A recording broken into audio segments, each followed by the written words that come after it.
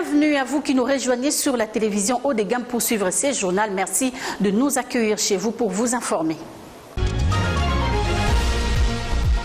Au sommaire de ces journaux tête-à-tête, c'est mercredi entre le Premier ministre sortant et entrant. Avant de remettre les clés à son successeur, Ilunga Ilunkamba tient à mettre à la disposition de Sama Lukonde un cadre de travail adéquat avant la remise et reprise prévue au mois de mars prochain. Sachez également que l'ancien patron de l'ANR, Kalev Moutonde, est attendu ce jeudi 18 février au parquet général près de la cour d'appel de Kinshasa-Gombe. D'après l'avocat général et l'officier du ministère public, les faits reprochés lui seront présentés sur place au parquet. Détails et précisions, vous les aurez au cours de cette édition d'information dont voici les développements. Je l'ai dit tantôt à l'ouverture de cette édition d'information que c'est mercredi qu'a eu tête-à-tête entre le Premier ministre sortant et entrant avant de remettre les clés à son successeur. Ilunga Ilunkamba tient à mettre à la disposition de Sama Lukonde un cadre de travail adéquat avant la remise et reprise prévue au mois de mars prochain. À l'issue de leur entretien, le Premier ministre sortant a fait visiter à son hôte les bureaux réservés au Premier ministre à l'immeuble du gouvernement. Les premiers ministres sortants Ilunga Ilunkamba s'est entretenu ce mercredi avec le nouveau Premier ministre Jean-Michel Sama Lukonde au 10e étage de l'immeuble intelligent. À l'issue de cet entretien, le Premier ministre Ilunga Ilunkamba a fait visiter à son hôte les bureaux réservés au Premier ministre dans cet immeuble. Avant de lui en remettre les clés, Ilunga Ilunkamba tenait ainsi à mettre à la disposition de son successeur un cadre de travail adéquat avant la remise et reprise qui interviendra après l'investiture du nouveau gouvernement par l'Assemblée nationale lors de sa session de mars prochain. Les mardis, par contre, le nouveau Premier ministre a échangé avec l'informateur Modeste Bahati qui lui a remis les rapports de sa mission d'identification de la majorité en vue de permettre au chef du gouvernement de former dans le tout prochain jour un nouveau gouvernement qui dérivera la nouvelle majorité identifiée comme Union sacrée de la nation. Au sortir de sa rencontre ce mardi 16 février 2021 à Kinshasa avec le nouveau Premier ministre de la République démocratique du Congo, le sénateur Modeste Bahati Lukwebo s'est dit heureux de la nomination de Jean-Michel Sama Lukonde. Par ailleurs, l'ancien informateur a affirmé que le président de la République a fait un bon choix en nommant l'actuel directeur général de la GECAMINE au poste de Premier ministre. Il faut signaler que lors de leur rencontre, Bahati Lukwebo a remis au Premier ministre Sama Lukonde les rapports de sa mission d'information qui a conduit à l'identification de la nouvelle majorité parlementaire acquise à l'Union sacrée de la nation. Qui est Jean-Michel Sama Lukonde? Quelle fonction politique a-t-il déjà assumée? Quel est son niveau d'études? Et quelles sont ses compétences avérées dans la gestion de la chose publique? Éléments de réponse dans ces reportages signés Julio Bokatapoma. Je suis Sama Lukonde Kienge. Je suis fils de Faustine Caputo et de Stéphane Lukonde, tous deux décédés. Je suis né à Paris, un 4 août, et donc j'ai fêté récemment mes 43 ans. Je suis marié et père de 3 enfants. Je dois préciser que je suis garçon unique d'une famille de 8, donc j'ai quand même 7 sœurs autour de moi. Et donc quand j'ai atteint l'âge de 12 ans, mon père a choisi de m'envoyer à l'internat pour façonner ma personnalité. Et donc c'est comme ça que j'ai passé un examen sélectif pour être admis à l'Institut technique de Mutoshi, où j'ai fini mes études secondaires. C'est ça l'option que j'avais choisie, chimie industrielle. En 2001, malheureusement mon père est décédé cette année-là, et j'ai dû rentrer. En tant que fils unique et selon la tradition africaine, je suis revenu pour reprendre le flambeau, si jamais je peux le dire ainsi, l'héritage. En 2006, je choisis finalement d'entrer en politique et je pars à Kinshasa comme député national, représentant la ville de Likasi. Et je suis parmi les plus jeunes. J'ai 29 ans à cette époque-là, je suis le plus jeune député de cet hémicycle. Et ça me permet de découvrir la capitale découvrir le monde politique et tous ces rouages qui sont totalement différents d'ici au Katanga, où la culture est beaucoup plus au travail, à la mine, au champ. Donc, c'était pour moi une nouvelle découverte. Et par la suite, j'ai été membre fondateur d'un parti qui a fait ses preuves. Ce qui m'a permis finalement d'être pris au gouvernement. C'était le gouvernement dirigé par le Premier ministre Matata Ponyo à l'époque. Et j'ai été ministre de la Jeunesse et des Sports. Nomination de Sama Lukonde, que pensent les Quinois du nouveau Premier ministre et qu'est-ce qu'ils attendent de lui dans la formation du gouvernement? Élément de réponse dans ces micro-baladeurs. Je suis très content de les voir puisque c'est un jeune Congolais en âge d'abord et je crois qu'il aura tellement accompagné toutes les aspirations que le peuple désire. On sait que le peuple se confond souvent comme complication. Je crois qu'il sera peut-être là pour résoudre certains points que le peuple suit pour le bien-être social ou la bonne marche du pays. Le président de la République connaît mieux du moins le personnel politique qu'il a à faire, n'est-ce pas? Je suppose que ces services ont fait une analyse détaillée des potentiels candidats, mais en tenant compte des enjeux politiques. Il doit commencer par satisfaire les besoins sociaux. Satisfaire les besoins sociaux, répondre aux besoins de l'eau, l'électricité, créer un environnement incitatif. Tous les poste premier ministre va être nommé, le premier ministre tout le monde a jeune, a allé en soutenir sur la jeune. Pour tout nous comme jeunesse, nous sommes comme fort. Donc il y a un souci mingi la jeunesse. Dans son excellence sociale vraiment assez basée dans la sociale. L'ancien patron de l'ANER, Kalev Moutonde, est attendu les jeudis au parquet général près de la cour d'appel de Kinshasa. Selon l'avocat général et officier du ministère public, les faits reprochés à l'ancien patron des services des renseignements lui seront présentés une fois qu'il se présentera au parquet. Dans une correspondance officielle, l'avocat général du parquet général de Kinshasa Gombe, Robert Kumbo Pandi, a invité l'ancien directeur général de l'Agence nationale de renseignement sous le régime de Joseph Kabila. Kalev Moutombe a été demandé de se présenter au parquet à la suite d'une série de plaintes déposées en sa défaveur par des personnes victimes des tortures leur infligées par l'ex-patron des services de renseignement du pays. Parmi les plaignants, l'on peut citer Christophe Ngoy, Jean-Claude Mouyambo, Franck Diongo, Vano Kiboko et bien d'autres. Tous dénoncent la détention arbitraire, des traitements dégradants et inhumains, ainsi que la manipulation de la justice à des fins politiques dont ils étaient l'objet sur ordre de l'accusé, ont-ils déclaré. Le jeudi 18 février, que Kalev Moutombe devrait se présenter au palais de la justice. On parle également éducation dans ce journal à 5 jours de la reprise des cours dans les écoles et universités de la République démocratique du Congo. Le ministre de l'enseignement primaire, secondaire et technique, Willy Bakonga, a dans un message appelé les chefs des établissements des écoles primaires, secondaires et techniques de prendre les dispositions nécessaires contre la Covid-19 en vue de faciliter la reprise des cours sans risque de contamination des enfants.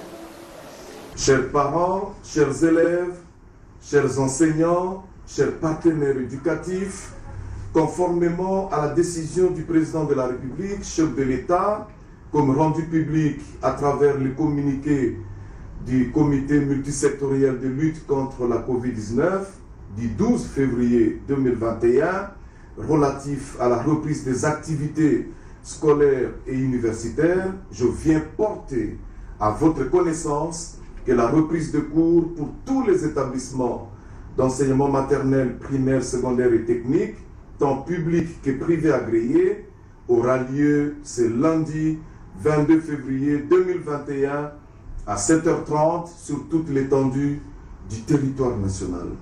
À cet effet, je demande aux parents et à tous les responsables, tant nationaux, provinciaux que locaux, du sous-secteur de l'enseignement primaire, secondaire et technique, de prendre toutes les dispositions nécessaires pour l'effectivité de la reprise à tous les niveaux dans le strict respect des mesures barrières contre la Covid-19 et des programmes d'enseignement tels qu'entamés à la rentrée scolaire 2020-2021. Le calendrier scolaire 2020-2021 réaménagé vous sera transmis incessamment par les canaux habituels. Mesdames et messieurs, je vous remercie. Insolite, dans ce journal, un monolithe est apparu à Kinshasa dans la nuit du 13 au 14 février dernier, plus précisément au quartier Bakayao, dans la commune de Bandalungwa. Les habitants de ces coins de la capitale s'interrogent sur ces monuments métalliques implantés en plein chaussée. Mais c'est quoi un monolithe? Réponse dans ces reportages. C'est un événement inédit, ce qui s'est passé dans la commune de Bandalungwa dans la nuit du 13 au 14 février 2021, alors que la capitale Kinshasa observait les couvre-feux imposés par les gouvernements dans le cadre de la lutte contre la pandémie du coronavirus. Les habitants du quartier Bakayao dans la commune de Bandalungwa ont été surpris de découvrir au matin du 14 février un monolithe de plus de 2 mètres au niveau du rond-point Bakayao. Saisis de cette apparition, les autorités municipales ont peiné à donner des explications claires sur la présence de ces monuments métalliques. Mais selon certains observateurs avertis, ces blocs de pierre massifs couverts d'un métal découvert ce jour dans la commune de Bandalungwa est bien le bien un monolithe qui est apparu au même moment aux États-Unis d'Amérique et au Royaume-Uni. Mais c'est quoi donc un monolithe? D'après Wikipédia, un monolithe est un bloc de pierre massif constitué d'un seul élément naturel ou taillé. Pour les cas de ceux qu'on a découverts à Kinshasa, à l'instar des autres pays du monde, les tout derniers monolithes apparaissent en forme triangulaire, recouverts de métal. Cependant, plusieurs questions se posent, notamment sur leur découverte, les personnes qui les installent et les moments de leur disparition. S'agissant de leur découverte, pour les moments, 3 monolithes ont été répertoriés dans 2 pays différents. D'abord aux États-Unis d'Amérique, en Roumanie et en République démocratique du Congo. Mais l'intervalle de temps entre les 3 découvertes étant très réduit, il est possible qu'une autre installation apparaisse dans les prochains jours. Pour savoir qui les installe, pour le moment, il est impossible de le savoir. Sur les réseaux sociaux, les théories les plus farfelues fleurissent, mais aucune d'elles n'a pu être confirmée. À chaque fois que le monolithe apparaît, c'est toujours les fruits du hasard. Le premier, par exemple, a été repéré le 13 février dernier par un groupe d'agents locaux qui survolaient une zone désertique de l'Utah pour recenser les mouflons de la région aux États-Unis d'Amérique. Le deuxième, découvert en Grande-Bretagne, était également couvert de métalliques, mais les personnes qui l'ont placé ne sont pas connues. Le troisième et dernier, c'est celui trouvé à Kinshasa, dans la commune de Bandalungwa, dont on ne sait pas les personnes qui l'ont posé et certainement l'on ne saura pas les personnes qui vont les déplacer. Ce qui nous amène à parler de sa disparition. Pour une fois, on est en mesure de donner quelques éléments de réponse. Au moins en ce qui concerne celui découvert dans l'Utah aux États-Unis d'Amérique, un photographe américain, Bernard Ross, qui s'est trouvé sur place en compagnie de 3 amis, a été témoin de sa disparition. Dans un post qu'il a publié sur son compte Instagram, il a expliqué avoir vu surgir 4 hommes venir renverser le monolithe pour l'embarquer avec eux à l'aide d'une brouette, mais ils n'ont rien trouvé. Par ailleurs, les scientifiques pensent que ces monolithes sont des structures mystérieuses obélistiques couvertes de métal. Une autre attaque des ADF a causé la mort d'au moins 10 personnes dans les secteurs de Rwenzori, en territoire de Beni, au nord Kivu. Les ADF ont assailli les villages de Kalembo la nuit du lundi au mardi 16 février. 10 civils dont 2 femmes ont perdu la vie dans une autre attaque de rebelles ougandais ADF près de Boulongo dans la nuit du lundi au mardi 16 février dernier. 5 maisons brûlées et 2 personnes blessées par balles. Comme c'est le cas dans toutes les attaques perpétrées par ces assaillants, les victimes ont été tuées dans leurs habitations pour certaines et pour d'autres dans la brousse où elles cherchaient refuge. Le but principal de ces attaques est de perturber la vie des civils, de s'aimer la peur et de provoquer le chaos. Cette attaque des ADF vient s'ajouter aux attaques précédentes depuis le début du mois de février autour de Boulongo et à Lungupa, dans le secteur de Rwenzori. Non loin de là, 3 civils ont été tués samedi dernier dans la localité de Kilia, ce qui porte à près de 50 civils tués dans le secteur de Rwenzori. Confusion au sein du ministère du Développement rural. Le comité exécutif national de Sinaterco, membre de l'intersyndicale du développement rural, dénonce la manipulation des agents pour le problème administratif par les syndicats SIRAP et les secrétariats généraux. Les comités exécutifs national du Sinaterco, membre de l'intersyndicale du développement rural, reste ferme dans sa démarche en dénonçant la manipulation des agents par le secrétariat général du développement rural en complicité avec les syndicats SERAP dirigés par Yapaima Kengo dans le seul but de ternir l'image du ministère pour un problème administratif. Bienvenue Moulenda rejette en bloc les affirmations du syndicat SERAP accusant les ministres du développement rural de violer quelques dispositions du ministère à travers des nominations effectuées récemment. Camarades de Paul Yapai Makengo, de SIRAP, avec complices, se sont mis au nom des agents n'ayant pas qualité Yapai, je souligne. Il n'est pas membre de l'intersyndicale du développement rural. Le président de l'intersyndicale sectoriel du développement rural s'appelle Franklin Ndiama Maniania. Ce n'est pas Yapai. Il écrit une lettre, je ne sais où. Il amène au développement rural, signé. On dit on ne signe pas. Dites-nous quel est le problème. Nous avons la situation des deux services. Les services des routes et des dessertes agricoles, le service national d'hydraulique rurale, qui sont devenus des offices, des établissements publics. Et vous savez, quand un service quitte l'état normatif pour devenir service public, il perd, le secrétariat perd le contrôle. Les établissements ont maintenant l'autonomie de gestion, l'autonomie financière, l'autonomie d'administration. Curieusement, on nous dit non, voilà, les ministres venaient de prendre les quelques arrêtés qui ont mis fin aux carrières des agents. Nous avons demandé à ce qu'on nous présente la liste des personnes que le ministre aurait omis.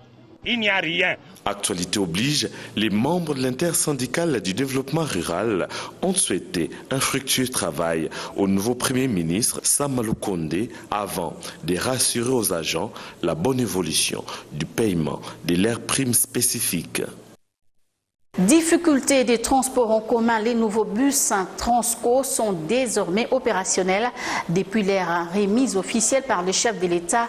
Mais sur terrain, les usagers de ces bus se plaignent du désordre dans les stationnements de ces bus aux arrêts. Les Quinois veulent que les nouveaux arrêts de ces bus soient vulgarisés. Oui, en fait, il y a la circulation, la visibilité, ça va. Mais jusque-là, les agents et la société ont des difficultés de servir comment la population leurs engins. To sepeli ndenge mokonzi ya mboka akomandaki babiso oyo po to sepela. Mais banda yaki pasi na pasi. Neti lelo tosali déjà une heure tosali awa tozozela. Balobi ba recevoir bazate. Ba difficulté ezali ngai na bandaki komatango lobby. Lobby na yaki awa à partir de 14 heures si c'est 10 minutes.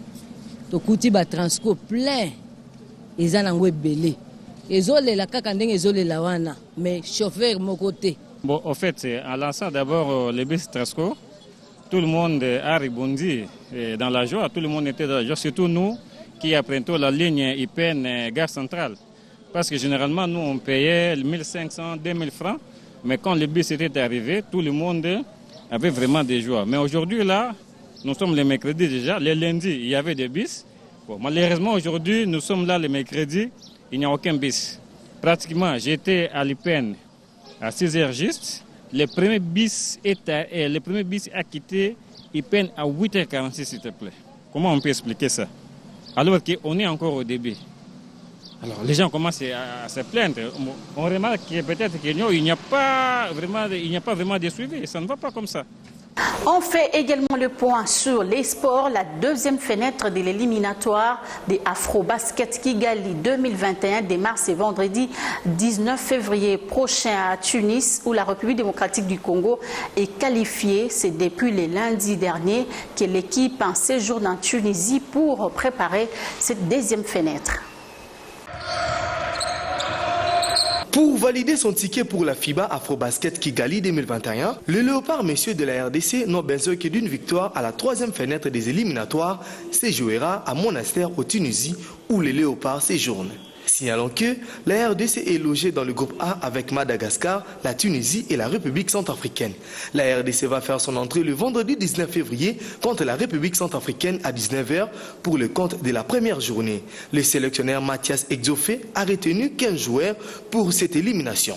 Pour rappel, 20 équipes réparties en 5 groupes 4 prennent part par cette dernière fenêtre des éliminatoires. Les 3 meilleures équipes de chaque groupe seront directement qualifiées pour la FIBA 2021. Et en dehors de nos frontières, malgré qu'il a été acquitté au Sénat, le président honoraire Donald Trump appelle les élus républicains à tourner les dos à leur chef au Sénat. Donald Trump n'a pas digéré les mots de Mitch McConnell, l'accusant d'être responsable de l'attaque du Capitole. Après l'acquittement de Donald Trump au Sénat, la guerre est déclenchée au Parti républicain. L'ex-président américain n'a toujours pas digéré les mots de Mitchell McConnell, qui l'a accusé d'être responsable de l'assaut du Capitole. Donald Trump appelle donc les républicains à se détourner de leur chef de file au Sénat. Le président américain Donald Trump a éreinté mardi 16 février dernier le chef de républicains au Sénat Mitch McConnell en appelant son parti à tourner le dos à ces vétérans du Congrès qui a publiquement accusé l'ex-président américain d'être responsable de l'assaut meurtrier du Capitole. Jusqu'ici très discret, depuis son départ de la Maison-Blanche, le 45e président des États-Unis d'Amérique déclare ainsi la guerre ouverte avec ses fins stratèges qui fut longtemps son allié, un divorce emblématique de division qui déchire désormais les républicains.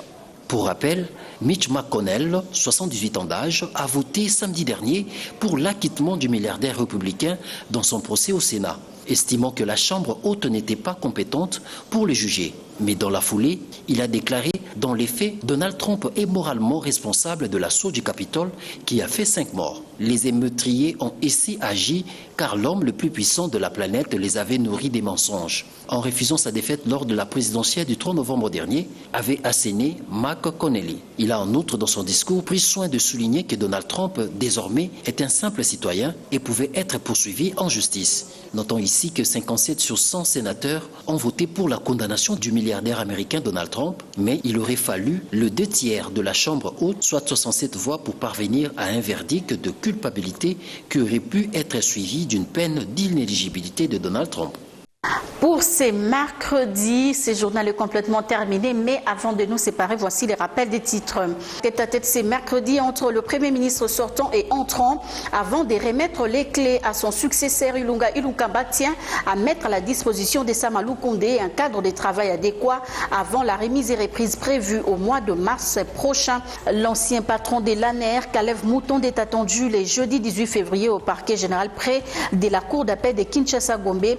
D'après l'avocat général et l'officier du ministère public, les faits reprochés lui seront présentés sur place au parquet. Merci de nous avoir suivis. Restez nous fidèles.